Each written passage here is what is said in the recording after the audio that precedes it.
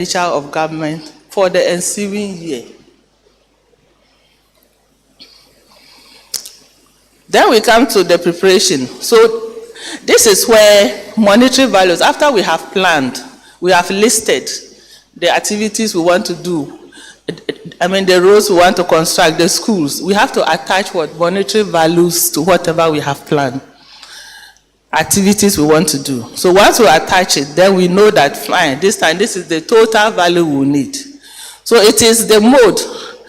And at this, okay, so this is where monetary values are added to plans. It defines the resources required of public entities. So it is made up of what? Revenue and expenditure. And all covered entities prepare their annual budget, which is finally collated by the Ministry of Finance for cabinet approval. So the national budget is then presented to what? To Parliament for final approval into law. So you and I will always remember that getting to the end of the year, the Minister for Finance would head to Parliament to present all that we have put together from our facility level, the chiefs, to the health centers, the hospitals, the regional level, to headquarters level, to Ghana, to Ministry of Health, and then they forward it to what? To the Ministry of Finance. This is collated. And then the Honorable Minister of Finance will present for approval. So when it's approved, then we say, hallelujah, now we can spend. So sometimes at our facility level, you raise a memo, you want to buy something, you go, then accountant or the head of BMC says, it hasn't been budgeted for. It is not in the budget. Then we'll start complaining. That is how it should be.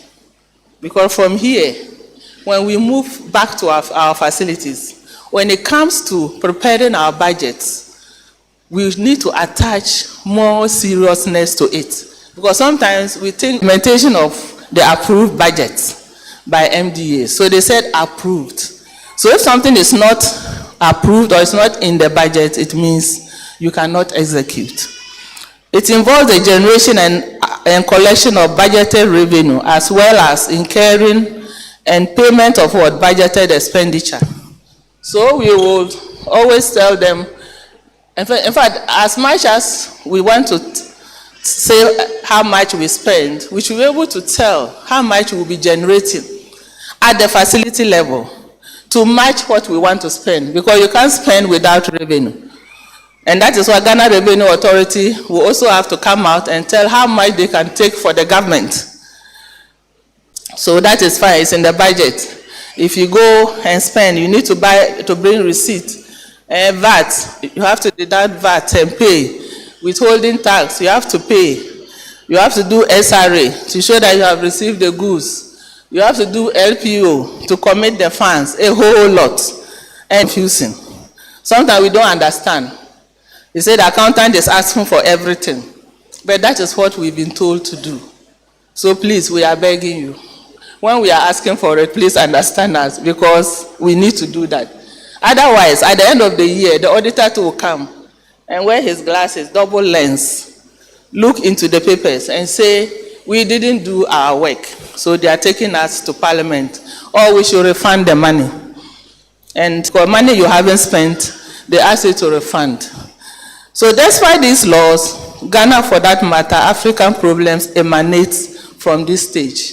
Because if we do due diligence at this stage, it will help. But if we don't, this is where the leakages pass.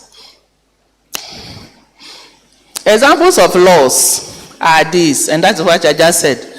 Some are in the Constitution, the PFM regulation, the Act is also there, the Public Procurement Act, Internal Audit Agency Act, Income Tax Act, and our ATF. I believe we've all heard about the ATF.